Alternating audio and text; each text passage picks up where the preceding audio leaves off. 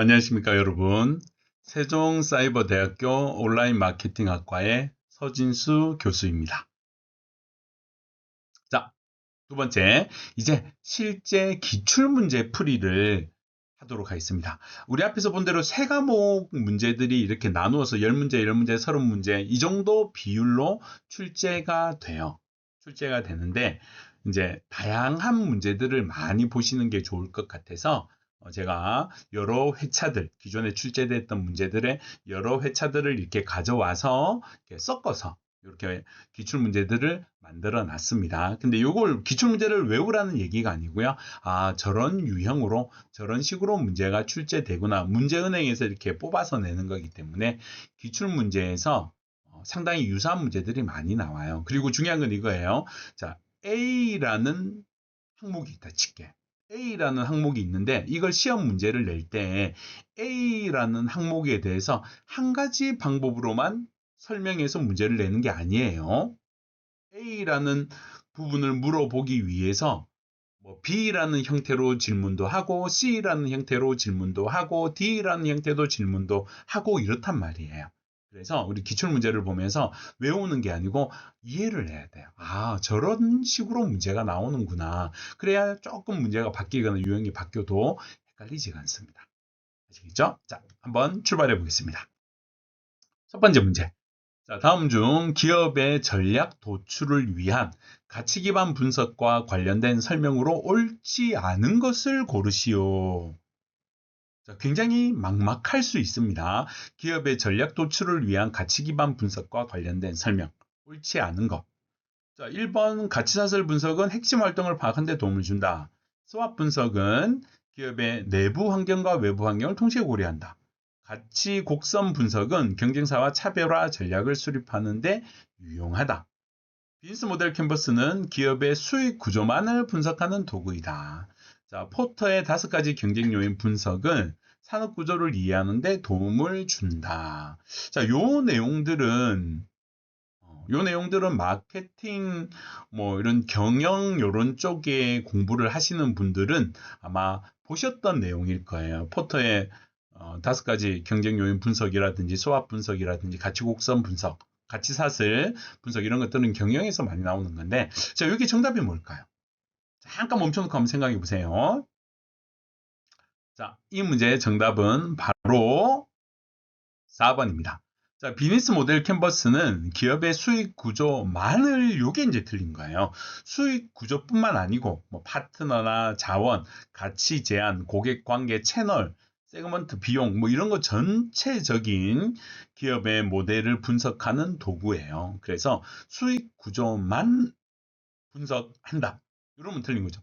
우리 그 시험을 많이 보신 학우님들은 아, 네, 저럴 줄 알았어. 이제 감이 오실 거예요. 보통 이 보기에 뭐 오직 뭐뭐 마늘 이런 보기가 들어가면 대부분 이제 그게 틀린 거죠. 그죠? 네, 그래서 이제 그런 쪽으로 이게 보셔도 되는데 정확하게 사실은 이제 요걸 알고 보시면 문제 답은 금방 나올 거예요. 자, 2번 문제 보겠습니다. 빅데이터 분석 활용의 효과 예시로 가장 거리가 먼 거. 자, 빅데이터 분석의 효과가 아닌 거 이거잖아요. 고객 맞춤형 상품 추천 시스템 개발, 실시간 교통 정보를 활용한 최적 경로 제공, 소셜 미디어 분석을 통한 브랜드 이미지 개선, 센서 데이터를 활용한 제조 공정 최적화, 종이 문서 기반의 수작업 데이터 입력 시스템 구축. 자, 이 문제는 점수를 드리려고 만들어 놓은 문제 같아요. 무슨 얘기인지 아시죠? 자, 정답은 바로 5번입니다. 이 빅데이터는 종이 문서 기반의 수작업 데이터 입력 시스템은 아니죠. 그죠? 빅데이터는 이제 자동화돼 있잖아요. 엄청 많은 다양한 형태의 정보들을 모아서, 그죠? 요거는 이제 빅데이터 이전 시대, 예전 시대에 종이로 되어 있던 문서, 그런 시절이 있었죠. 자, 3번 문제 보겠습니다. 데이터베이스의 일반적인 특징으로 옳지 않은 것은이에요. 옳지 않은 것은. 자, 데이터의 중복성을 최소화한다. 2번 데이터의 일관성을 유지한다. 3번 데이터의 독립성을 보장한다. 4번 데이터에 대한 동시 접근을 제어한다. 5번 데이터의 유연성을 제한하여 안정성을 높인다. 자, 데이터베이스는 굉장히 많은 양의 데이터가 모여 있는 장소죠. 그러다 보면 중복된 데이터도 있을 거예요. 근데 이런 중복된 데이터가 많으면은 도움이 될까요? 안 될까요? 당연히 안 되죠. 데이터가 1000건 있는데 다 중복이야. 한 건 있는 거하고 똑같은 거죠. 그래서 데이터베이스는 중복성을 최소화해야 되겠죠. 그리고 일관성이 있어야 되겠죠. 자, A라는 제품이 있는데 이게 A 테이블에는 1000원이에요. B 테이블에는 2000원이야. C 테이블에는 3000원이에요. 말이 안 되잖아요. 똑같은 A라는 제품인데 일관적이지 않죠, 그죠? 데이터의 독립성. 자, 이거는 사실 문제가 어렵지 않은데, 자, 정답은 몇 번일까? 정답은 바로 5번입니다. 데이터의 유연성을 제한하여 이게 문제인가? 데이터는 많은 사람들이 접속을 해야 되기 때문에 제한하면 안 됩니다. 제한하면 안 되고 많은 사람들이 동시에 접근해서 사용할 수 있도록 만들어줘야 되는 겁니다. 그죠? 자, 4번 문제 한번 보시죠. 자, 다음 중 기업 내부 데이터베이스 솔루션이 아닌 시스템은 자, ERP, 2번 CRM, 3번 SCM, 4번 SNS, 5번 TW. 이 문제 또한 우리 학우님들께 점수를 주기 위해서 만들어 놓은 문제 같아요. 그죠? 자, 정답은 바로 4번입니다. SNS는 기업 내부 데이터베이스 솔루션이 아니죠, 그죠? 뭐 인별그램, 뭐 노튜브, 뭐 이런 게 이제 기업 내부 데이터 시스템 데이터베이스는 아니죠, 그죠? 다 아실 거니까. 자, 5번 문제 살펴보겠습니다. 데이터의 특징에 대한 설명 중 옳지 않은 것은 데이터는 의미를 가진 최소 단위의 정보이다. 2번 데이터는 가공되지 않은 원시 형태로만 존재한다. 3번 데이터는 정량적 또는 정성적 형태를 가질 수 있다. 4번 데이터는 시간에 따라 변할 수 있다. 5번 데이터는 다양한 출처로부터 수집될 수 있다. 자, 정답은 바로 2번이죠. 데이터는 가공되지 않은 원시 형태, 이거 로우 데이터라고 부르죠. 로우 데이터일 수도 있지만 가공된 형태도 있을 수 있어요. 정제되어서 깔끔하게 정리된 데이터도 있을 수 있죠. 그래서 뭐뭐로만 이렇게 이러면 보통 이런 보기들은 대부분 틀린 경험상 우리 알고 있죠, 그죠? 네, 말도 틀렸고, 자, 크게 어려운 문제는 아니었어요. 데이터를 이해하고 있는가라는 능력을 측정하기 위해서 나온 문제였습니다. 6번 한번 보시죠. 자, 이미지나 로그나 영상, 텍스트 등의 데이터 형태는 뭔가? 데이터 형태는 정형이냐, 비정형이냐, 반정형이냐, 보통 이 세 가지로 많이 나누죠. 정형은 표 형태로 정리되어 있는 게 주로 정형이고, 비정형은 표 형태가 아닌 거, 그런 거죠. 그래서 이미지나 로그나 영상, 텍스트, 이런 데이터는 요 보기 중에서 바로 3번 비정형 데이터죠. 그죠? 구조화되어 있지 않다. 조금 더 쉽게 얘기하면 표 형태로 정리되어 있지 않다. 그죠? 그게 이제 이런 비정형 데이터입니다. 7번 문제 한번 보시죠. 다음 중 빅데이터 활용 기법에 관한 설명으로 옳지 않은 것은 데이터 마이닝은 대량 데이터에서 유용한 패턴을 발견하는 기법이다. 텍스트 마이닝은 비정형 텍스트 데이터에서 의미 있는 정보를 추출하는 기법이다. 자, 머신러닝은 데이터로부터 학습해서 예측 모델을 만드는 기법이다. 클러스터 분석은 데이터를 유사한 특징을 나눈 그룹으로 나누는 기법이다. 5번 A/B 테스팅은 모든 가능한 경우의 수를 동시에 테스트하는 기법이다. 자, 요거 정답. 요것도 사실 어려운 문제는 아니에요. 그죠? 자, 정답은 바로 5번입니다. A/B 테스트 아시잖아요. A/B 테스트는 어떤 목적을 위해서 A 형태로 만들고 또 B 형태로 만들어가지고 두 개를 비교하는 거죠. 두 개 중에 어떤 게 더 효과적인가? 모든 경우의 수가 아니죠. 두 개의 경우 수 중에서 어떤 게 더 좋은가? 사실 현실적으로 모든 가능한 경우의 수를 동시에 테스트하는 것은 불가능하지 않을까요? 경우의 수가 얼마나 많은데 그래서 이거는 말 자체도 조금 틀렸고 A/B 테스트에 대한 설명도 틀린 문제입니다. 아마 이 활용 분석 기법들은 많이 이제 또 하고 계신 분들이 많으실 거예요. 8번 문제 한번 보시죠. 자, 다음 중 빅데이터가 만들어낸 본질적인 변화로 적절하지 않은 것은이에요. 자, 빅데이터 변화로 틀린 거. 그죠? 사전 처리에서 사후 처리, 대면 조사에서 표본 조사로. 3번 질문이 많은 거. 질문이 많은 거에서 양적으로. 그 다음에 상관관계에서 인과관계로. 자, 4개가 다 맞는 것 같은데. 자, 한번 곰곰이 생각해 보세요. 정답은 뭘까요? 정답은 바로 2번입니다. 이게 대면 조사에서 표본 조사는 표본 조사를 왜 하느냐 생각해 보시면 돼요. 표본 조사는 원래 이제 모집단 전체를 조사해야 되는데 정확도를 높이려면 그런 거죠. 자, 대한민국의 30대가 한 달에 용돈을 얼마를 쓰는지 분석을 해보고 싶어요. 그러면 모집단은 뭐죠? 대한민국 국적의 전체 30대가 모집단이겠죠. 정확하게 분석을 하려면 모든 30대한테 다 물어보면 돼요. 저기요, 한 달에 얼마 쓰세요? 얼마 쓰세요? 다 물어보면 되죠. 전수조사죠. 그게 대면조사죠. 근데 현실적으로 그렇게 하기가 어렵죠. 여러 가지 이유로. 그래서 표본을 뽑아서 조사를 하죠. 그래서 뭐 서울의 30대 10명, 부산의 30대 10명, 대전의 30대 10명, 전남의 30대 10명, 뭐 강원의 30대 10명, 뭐 이런 식으로 표본을 하죠. 표본을 왜 하죠? 대량 데이터를 분석할 수가 없어서 표본으로 가는 거잖아요. 이게 반대죠, 사실은. 빅데이터는 표본 조사를 하던 거를 이제 분석할 역량이 되기 때문에 전체를 전부 다 조사를 하는 대면 조사로 바뀐 거죠. 이게 반대로 되어 있는 거죠. 충분히 이해하시죠? 그죠? 자, 그래서 2번이 틀렸습니다. 9번 문제 한번 보시죠.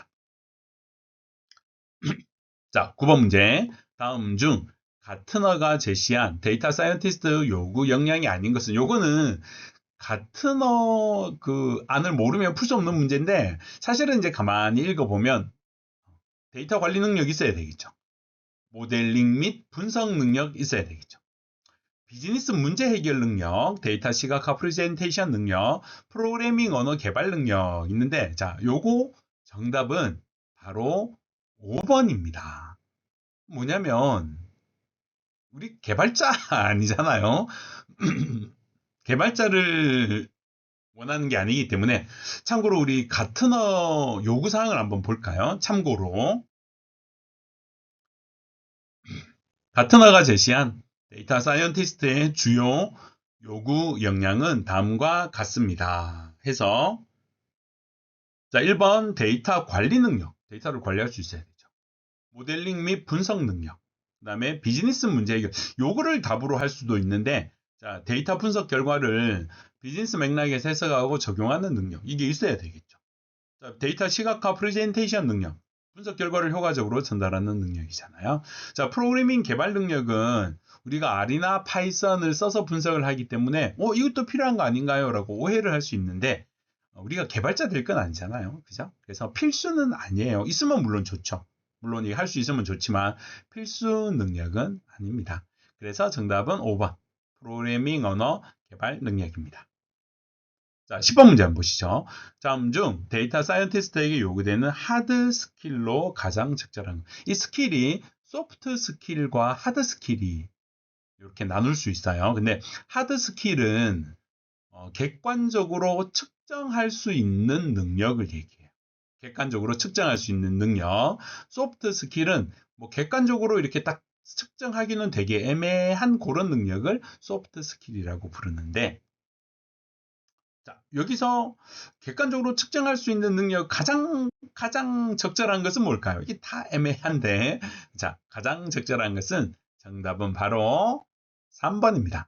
통계학적 능력 같은 경우에는 기술적으로 측정 가능하죠. 통계 지식을 얼마나 알고 있는가 뭐 이런 것들. 그래서 여기서 이제 5가지 중에서 가장 측정이 정확하게 나올 수 있는 것은 통계학적 지식인 것 같습니다. 그래서 정답은 3번이고요. 11번 문제 한번 보시죠. 자, 조직의 데이터 분석 문화를 자리 잡게 하기 위한 행동으로 알맞지 않은 것은 틀린 거예요. 자, 1번 데이터 분석 결과를 의사결정에 적극 활용한다. 2번 데이터 분석 교육 프로그램을 운영한다. 3번 데이터 분석 성공 사례를 공유한다. 4번 데이터 접근 권한을 제한하여 보안을 강화한다. 5번 데이터 기반 의사결정을 장려하는 리더십을 발휘한다. 자, 이거는 딱 봐도 답이 손들고 서 있는 것 같아요. 자, 정답은 바로 4번이겠죠. 자, 데이터 접근 권한을 제한해버리면 사람들이 이게 데이터에 잘 접근을 못하면 분석을 못할 거 아니에요. 데이터 분석하세요 해놓고 데이터는요, 접근 안 돼요. 보안 때문에. 이래버리면, 그죠? 데이터도 안 주고 뭐라고 분석시켜요? 어떻게 분석을 해? 그죠? 그래서 요거는, 사실 말 자체가, 말이 안 되는 그런 내용인 것 같습니다. 정답은 4번입니다. 12번 문제 한번 보시죠. 자, 크리스프 DM의 모델링 단계에서 수행하는 업무, 태스크로 틀린 것을 고르시오. 요거는 크리스프 DM 모델을 모르면 저게 뭐지? 전혀 모르는 답을 알 수가 없는 그런 거죠. 자, 모델링 기법 선택, 모델 평가, 테스트 설계, 4번 모델 구축, 5번 데이터 정제. 이렇게 되는데 정답은 바로 5번입니다. 일단 이 크리스프 DM 모델 한번 볼까요? 크리스프 DM은 이제 크로스 인더스트리 스탠다드 프로세스 데이터 마이닝 요거예요. 크로스 인더스트리죠. 크로스 인더스트리. 그래서 이제 대부분의 뭐 특정 산업 분야에만 되는 게 아니고 일반적으로 많이 사용하는 뭐 표준화된 그런 기법들을 얘기해요. 자, 모델링 단계에서 수행하는 업무는 모델링 기법 선택, 모델링 기법이 되게 많죠. 어떤 방법으로 모델링을 할 거냐 방법, 그 다음에 구축된 모델을 평가를 하고요. 만들었다고 끝이 아니에요. 우리 시험 쳤다고 끝이 아니에요. 점수를 매겨봐야죠. 그리고 테스트 설계, 이게 이제 품질 평가하기 위해서 테스트로 한번 만들어 봐야 돼요. 바로 실무에 투입하기 애매하잖아요. 우리 파일럿 하는 거 있죠. 모델 구축, 이제 좋게 나왔으면 이거 가지고 실제 모델을 구축해야 되죠. 데이터 정제는 이 모델링 이전에 제일 먼저 정제를 해놓고 정제된 데이터를 가지고 요구를 하는 거예요. 그래서 이제 이전에 모델링 단계 이전에 하는 작업이라서 정답은 데이터 정제였습니다. 자, 13번 문제입니다. 빅데이터 분석 절차는 빅데이터 분석 방법론을 토대로 5단계 절차로 수행된다. 맞는 절차는, 자, 이거 굉장히 헷갈리는 문제예요. 다 맞는 얘기인데 이거 순서를 어떻게 하느냐. 자, 일단 분석 기획, 준비, 데이터 분석, 시스템 구현, 평가 전개인지 데이터 준비를 먼저 해야 되고 분석 기획을 해야 되는지 둘 중에 하나예요. 분석 기획을 먼저 하고 데이터를 준비해야 되는지 데이터를 준비하고 분석 기획을 해야 되는지. 그죠? 둘 중에 하나인데 굉장히 헷갈립니다. 그래서 잘 한번 생각해 보세요. 도대체 뭐가 맞을까? 자, 정답은 바로 3번. 기획을 먼저 해야 되죠. 기획을 먼저 하고 그 다음에 데이터를 준비를 해서 분석하고 평가 및 전개하고 시스템을 구현을 하는 거예요. 그죠? 자, 요거는 다 맞는 얘기 같은데 이거 굉장히 헷갈릴 수 있는 문제이기 때문에 빅데이터 분석 방법론 5단계 절차 되게 틀리기 좋은 문제입니다. 또 좀 잘 기억해 주시고요. 자, 14번. 분석 과제 발굴 방법 중 상향식 접근, 바텀업 어프로치에 대해서 옳지 않은 것은입니다.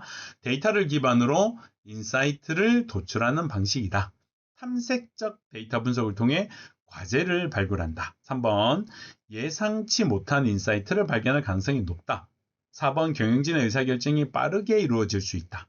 5번. 데이터 사이언티스트의 역량이 중요하다. 자, 이게 상향식이잖아요. 그럼 밑에서부터 위로 올라가는 거예요. 위에는 누가 있죠? 경영진. 밑에는 실무자. 그죠? 이렇게 밑에서부터 위로 올라가는 거예요. 그러면 이 옳지 않은 거는 다 맞는 얘기인 것 같은데 그중에서 가장 옳지 않은 거는 정답은 바로 4번입니다.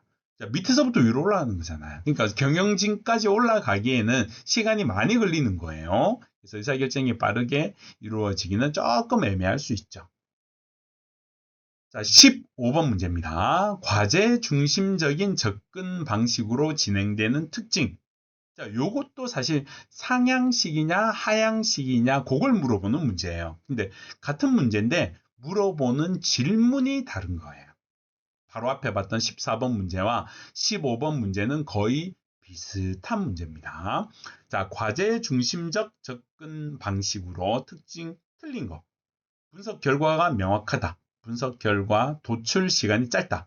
경영진에 관심이 높다. 분석 방법이 정형화되어 있고 수집 및 정제에 많은 시간이 소요된다. 도대체 뭐가 맞을까요? 다 맞는 것 같은데. 그죠? 자, 정답은 바로 데이터 수집 및 정제에 많은 시간이 소요된다.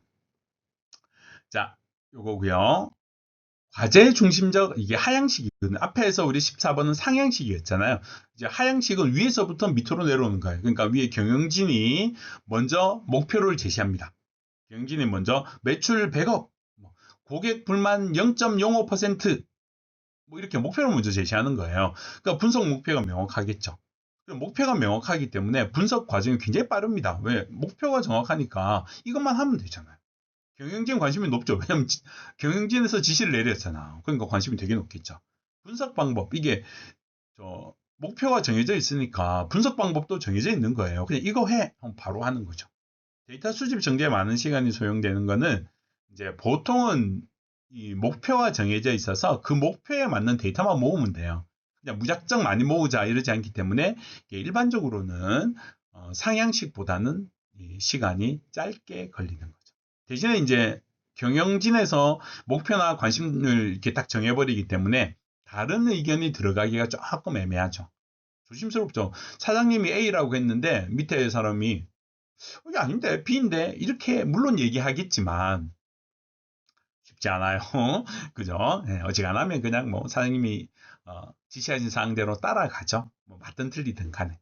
그래서 이런 특징들이 있습니다. 자, 상향식 접근법과 하향식 접근 방법, 요거를 말을 어떻게 쓰는가, 이런 내용들이 되게 헷갈릴 수 있으니까 잘 한번 보세요.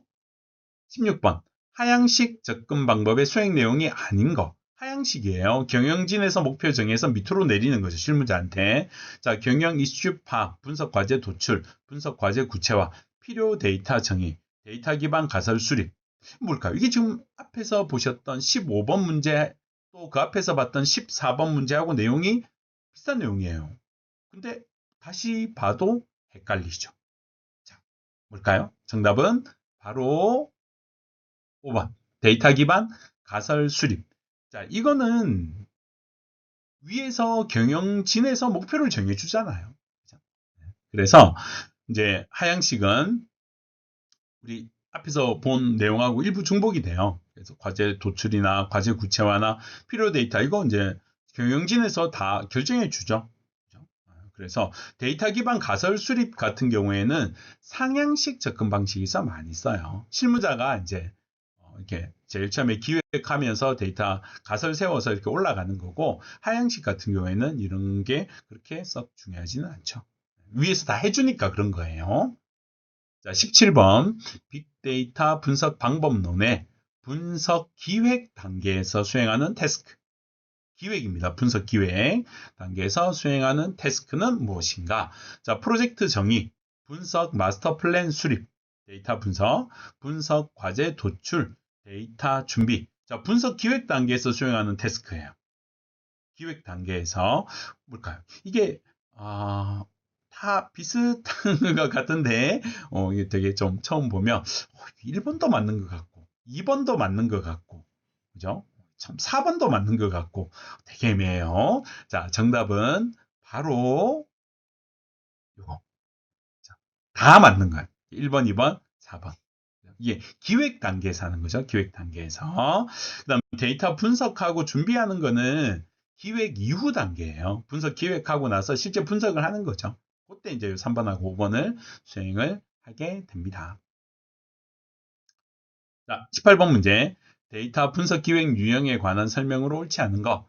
하향식 접근법은 경영진의 요구사항을 바탕으로 하고요. 상향식 접근법은 데이터를 먼저 탐색해서 인사이트를 도출한다. 하향식 접근법은 분석 목표가 명확하다. 상향식은 예상치 못한 인사이트를 발견할 가능성이 낮다. 5번, 실제 프로젝트에서는 두 접근법을 혼합하여 사용하는 경우가 많다. 자, 이거 정답이 뭘까요? 다 맞는 말 같죠, 그죠? 근데 보면 정답은 틀린 거잖아요. 틀린 말은 바로 여기에 있는 4번이죠.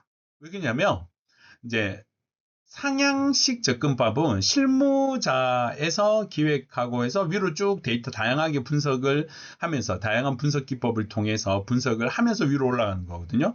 그래서 다양한 테스트를 하기 때문에 인사이트를 발견할 가능성이 높죠. 생각지도 못했던 이런 게 있었어? 이런 거. 그래서 이제 장점인데 대신에 시간은 많이 걸릴 수 있습니다. 이것도 하고 저것도 하고 이것도 하고 다양하게 해봐야 되기 때문에 시간은 많이 걸리죠.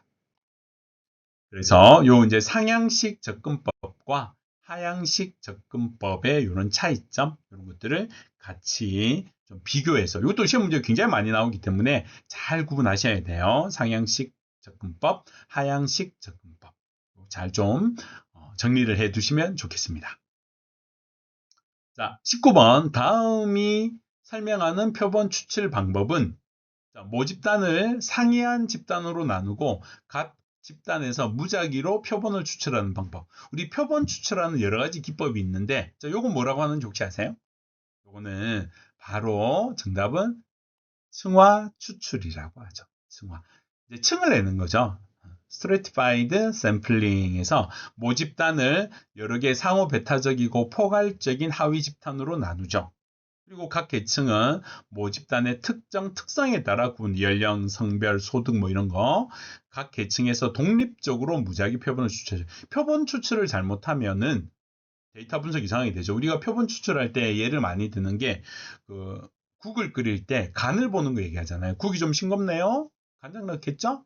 자, 간장을 넣고 잘 저어서 간장이 골고루 퍼지게 만들어 놓고 한 숟가락 더 먹어서 간을 봐야 돼요. 간장을 붓자마자 그 자리 바로 떠서 먹으면 너무 짤 거예요. 그죠? 그래서 이게 층화 추출법이 나오는 거죠. 골고루 샘플링을 하기 위해서 상호 배타적이고 포괄적인 하위 집단을 여러 개 나누죠. 연령대나 성별, 지역 뭐 이런 것들로. 그래서 꼭 각 표본에서 동일한 건수로 데이터를 무작위로 뽑아내죠. 이게 층화추출법 엄청 많이 사용하는 거고 시험에도 굉장히 자주 나오는 표본 추출 기법이에요. 자, 20번 주 성분수의 선택 방법에 대한 설명으로 가져온 옳지 않은 거. 자, 주 성분이라고 하는 건 이제 주로 많이 사용되는 컬럼 있죠. 컬럼. 데이터가 보통 표로 정리되어 있잖아요. 표로 정리되어 있는데 표에서 컬럼 하나하나를 변수라고 부르는데 그 변수를 이제 분석을 하죠. 그래서 많이 사용되는 컬럼이냐 아니면 필요 없는 컬럼이냐 이런 걸 찾아내 가지고 컬럼 수를 정리하는 게 주 성분 분석이죠. 그래서 이제 데이터에 컬럼이 여러 개 있을 때 모든 컬럼을 다 쓰는 건 아니에요. 그 중에서 물론 이제 경우에 따라서는 다 쓸 수도 있겠죠. 근데 경우에 따라서는 컬럼이 100개 있을 때 그 중에서 한 30개만 쓰고 70개는 안 쓸 수도 있고 반대로 70개만 쓰고 한 30개는 안 쓸 수도 있어요. 그죠? 자, 그런 배경을 기반으로 해서 요 보기에서 틀린 설명이 뭘까요? 자, 5번. 항상 모든 주 성분을 선택해야 된다. 자, 이 말은 무슨 말이냐면 컬럼이 100개 있다 쳤을 때 분석할 때 항상 100개 컬럼을 무조건 다 써야 된다 이 뜻이에요. 말이 안 되겠죠? 그죠? 그래서 5번이 틀린 말입니다. 자, 이걸 이제 필요 없는 컬럼들을 주성분 분석이라고 하는 비지도 학습에 주성분 분석이라는 거 이용해서 필요 없는 컬럼 뭐 잘라내고 버리고 뭐 이렇게 하는 경우도 많죠. 데이터 분석할 때. 그죠? 자, 21번 확률 통계예요, 이제. 확률에 대한 설명으로 가장 적합하지 않은 것을 고르시오. 확률은 0에서 1 사이의 값을 가진다. 모든 가능한 결과의 확률의 합은 1이다. 독립 사건의 동시 발생 확률은 각 사건의 확률의 곱이다. 조건부 확률은 한 사건이 일어났다는 조건 하에 다른 사건이 발생할 확률이다. 자, 5번 두 사건이 서로 배반이면 항상 독립사건이다. 자, 이게 다 맞는 것 같기도 하고 그러실 거예요. 자, 정답은 바로 5번이죠. 자, 서로 익스클루시브 하다고 해서 항상 독립이라고는 할 수가 없어요. 자, 배반, 익스클루시브라는 거는 동시에 일어날 수 없는 사건이죠. 독립사건은 한 사건의 발생이 다른 사건의 발생 확률에 영향을 주지 않는 사건, 이걸 독립사건이라고 하거든요. 독립사건. 뭐 예를 들어서 주사위를 던졌다. 1과 2가 동시에 나올 수는 없죠. 그럼 그건 배반 사건이에요. 그죠? 근데 이제 1이 나올 확률도 6분의 1, 2가 나올 확률도 6분의 1, 3이 나올 확률도 6분의 1. 이거 다 서로 연결돼 있잖아요. 독립사건은 아닌 거죠. 이게 이제 경우에 따라 다르겠지만 항상이라는 말이 들어가서 그런 거예요. 틀린 거죠. 항상 독립사건 아니에요. 물론 독립사건도 있죠. 하지만 항상 그런 건 아니에요. 자, 22번 계층적 군집 방법이 아닌 거. 비지도학습의 군집 분석 중에서 단일 연결뼈, 완전 연결, 평균 연결, 와드 연결, K-민즈 클러스터링. 여기서 계층 군집 방법이 아닌 거. 계층. 이게 계층이 있고 비계층이 있는데, 자, 정답은 바로 5번. K-민즈 클러스터링. 요거는 비계층이죠. 그 계층으로 뭐 위에 루트 있고, 립 1 있고, 노드 1 있고, 노드 2 있고, 이렇게, 층으로 돼 있는 거 아니죠, 얘는. 층으로 돼 있는 게 아니고 그냥 이렇게 비슷한 애들끼리 이렇게 묶어 놓는 거잖아요. 그래서 얘는 비계층 군집기법이죠. 자, 단일 연결, 완전 연결, 평균 연결법, 와드 연결법, 뭐 이렇게 해가지고 간단하게 설명을 좀 해놨는데 조금 더 자세하게 알고 싶으면 검색을 한번 해보세요. 자, K민즈는 비계층 군집 방법이고 사실 굉장히 많이 쓰죠. K민즈 군집, 계층 군집이고 클러스터링 할 때 K민즈를 정말 많이 사용을 하고 있습니다. 실무에서도. 이게 빠르고 그리고 나름 굉장히 군집화도 잘 돼요.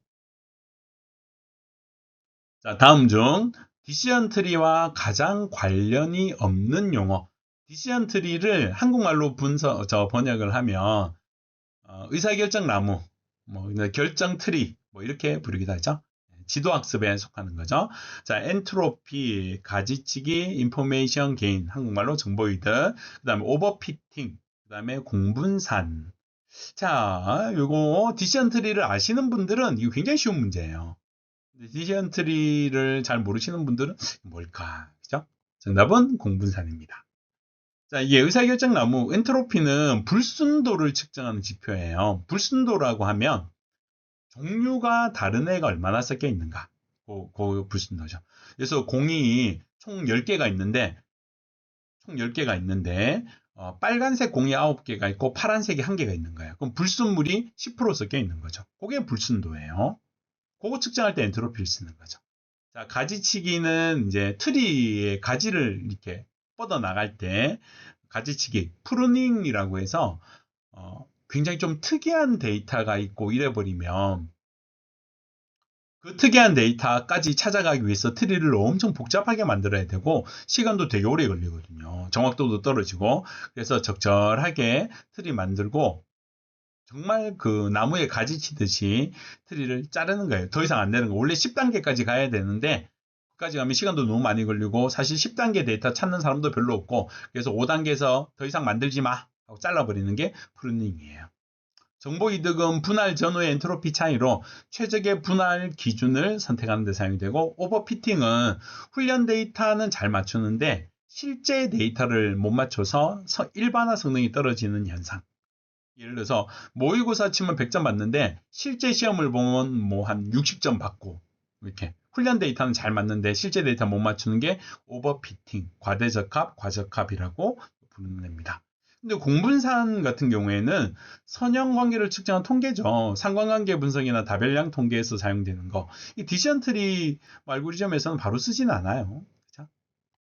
자, 24번. 두 개의 확률 변수 xy 공분산에 대한 설명 중 옳지 않은 것은 자, 공분산 개념을 알고 있느냐? 그걸 물어보는 거죠. 양수이면 x와 y는 양의 선형 관계다. 음수이면 음의 선형 관계다. 공무산이 0이면 선형관계가 없다. 공무산의 크기는 두 변수 간 선형관계의 강도를 나타낸다. 공분산은 x와 y의 단위에 따라 값이 달라진다. 자, 이게 공무산을 알면 이것도 굉장히 쉬워요. 근데 공무산이 익숙하지 않은 분들은 야, 이게 뭘까? 그죠? 공무산이 이게 공통된 분산이잖아요. 자, 그래서 선형관계의 강도를 나타낸다 했는데, 자, 이 말이 틀렸죠. 이게 선형관계가 애매하죠. 공무산만 가지고는. 예, 자, 변수 척도의 영향을 많이 받기 때문에 이제 상관계수, 선형관계의 강도를 나타내려면 상관계수를 보통 많이 사용을 합니다. 이렇게.